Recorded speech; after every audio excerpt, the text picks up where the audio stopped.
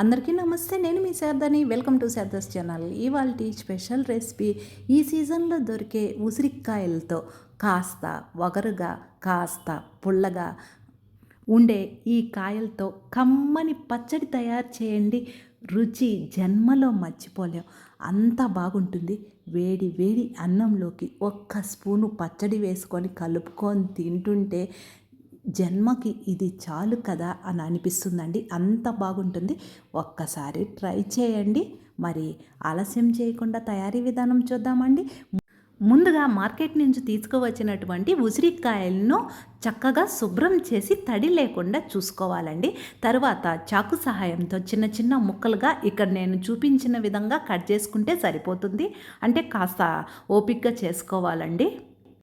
మనకి ఈ వర్షాకాలంలో ఎక్కువ జలుబులు దగ్గులు వస్తూ ఉంటాయి కదండి. బాడీకి అవసరమైనంత సి విటమిన్ అనేది ఈ ఉసిరికాయల్లో ఉంటుంది. అందువల్లనే ఈ కాలంలో దొరికే, అంటే ఏ కాలంలో ఏ పండ్లు కానీ ఆకుకూరలు కానీ కూరగాయలు ఏవి దొరికితే అవి చక్కగా ఆహారంలో చేర్చుకోవాలి. ముందుగా ఒక మందపాటి మూకుడు తీసుకొని అందులో ఒక్క స్పూను ఆయిల్ హీట్ అయిన తర్వాత 2 స్పూన్లు పచ్చిశనగపప్పు, 2 స్పూన్లు మినప్పప్పు, 1 స్పూను ఆవాలు, అర స్పూను జీలకర్ర, పావు స్పూను మెంతులు చూసి వేసుకోవాలండి, లేదంటే చేదొచ్చేస్తుంది.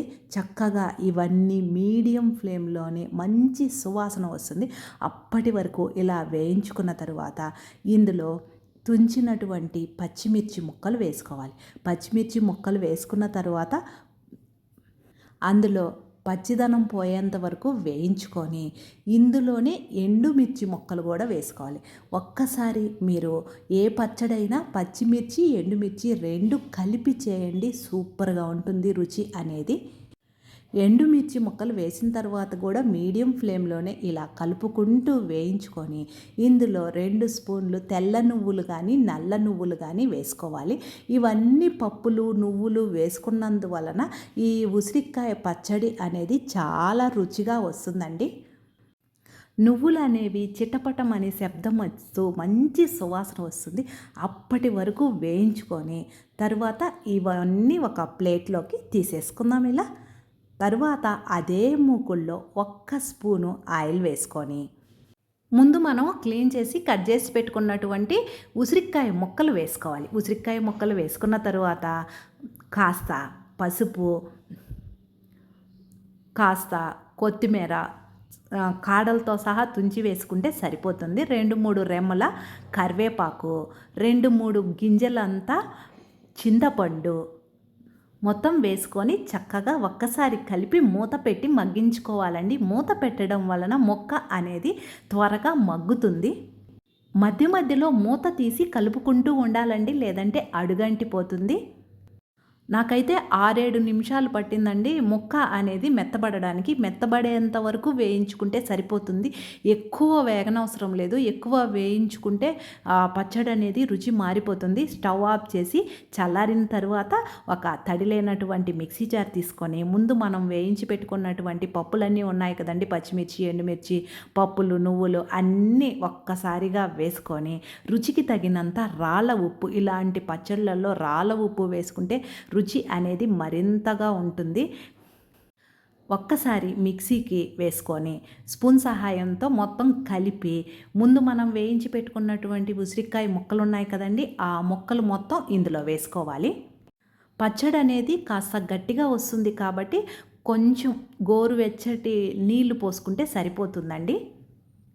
గోరువెచ్చటి నీళ్లు పోసుకున్న తర్వాత మిక్సీకి మరీ మెత్తగా కాకుండా కొంచెం పలుకుగా, అంటే రోట్లో దంచుకున్న విధంగా వేసుకుంటే సూపర్గా ఉంటుంది రుచి అనేది.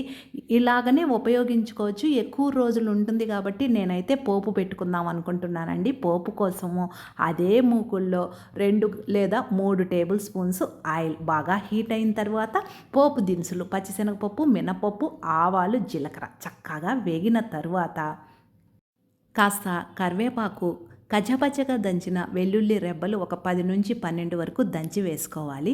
కొన్ని ఎండుమిర్చి ముక్కలు, కాస్త ఇంగువ వేసి పచ్చివాసన పోయేంత వరకు ఇలా వేయించుకొని మనం ముందు మిక్సీకి వేసి పెట్టుకున్నటువంటి ఉసిరికాయ పచ్చడి ఉంది కదండి, ఆ పచ్చడి మొత్తం వేసి ఒక్కసారి కలిపి స్టవ్ ఆఫ్ చేసి ఆ మూకుల్లోనే అలాగనే ఉంచితే ఆ వేడికి సరిపోతుందండి. ఎక్కువసేపు వేగనవసరం లేదు. వేగితే పచ్చడి అనేది గట్టిగా అయిపోతుంది, రుచి కూడా మారిపోతుంది. ఇలా తయారు చేసి పెట్టుకున్నటువంటి పచ్చడి అన్నంలోకి సూపర్గా ఉంటుందండి. ఒక్కసారి ట్రై చేయండి. ఎలా వచ్చిందో కామెంట్ సెక్షన్లో తెలియచేయండి. మన శారదాస్ ఛానల్ని ఫస్ట్ టైం చూస్తుంటే మర్చిపోకుండా సబ్స్క్రైబ్ చేసుకోండి. మార్గశిర మాసంలో లక్ష్మీ గురువారాలు, అసలు ఆ లక్ష్మీదేవిని మార్గశిర మాసంలోనే ఎందుకు పూజ చేస్తారో పూర్తి వివరాలతో ఆల్రెడీ అమ్మదివి నా ఛానల్లో ఇందాకనే వీడియో అప్లోడ్ చేశానండి. అవసరం అనుకుంటే చూడండి. పచ్చడి చల్లారిన తరువాత ఇలా ఒక గాజు సీసాలో పెట్టుకొని స్టోర్ చేసి పెట్టుకుంటే ఎప్పుడు కావాలంటే చక్కగా అప్పుడు ఉపయోగించుకోవచ్చు. ఫ్రిడ్జ్లో పెడితే ఎక్కువ రోజులు ఉంటుంది, బయట అయితే కాస్త తక్కువ రోజులు ఉంటుందండి. Thank you.